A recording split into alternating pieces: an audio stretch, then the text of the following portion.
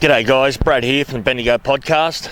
I'm here at Strathfieldsaye's Triple M Park with Coach Darryl Wilson.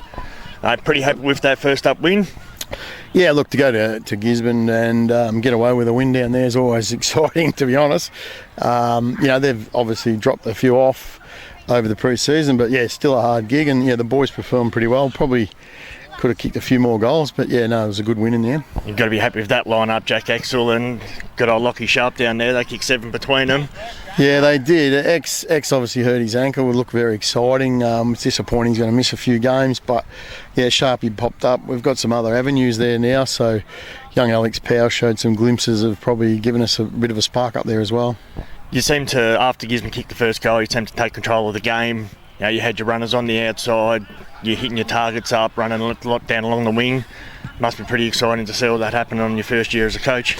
Yeah, look, early on I think they dominated us around the stoppages, and we probably took a little while.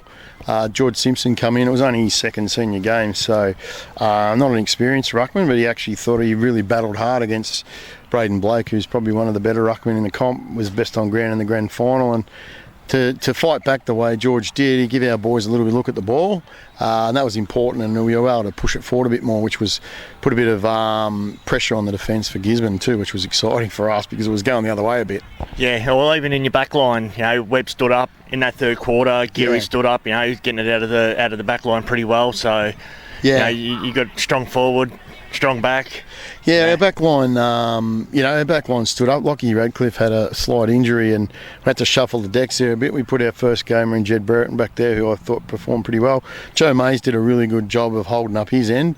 Benny Lester was a late withdrawal with gastro, so that sort of gives us a little bit of an experience down there. But Paddy Blandford was good. Webby's first game was good, so we got a little bit of run out of there as well, which was exciting as well. Even when Exel went off, Shiska, he went down to the forward line a little bit and did pretty well there as well. Yeah, well, X did go off, I think it was about 3 or 4 minutes in the third, and James had played a bit of forward last year, so he knew what he had to do, and he's a very good player, and yeah, he performed well. I thought the mids worked well too.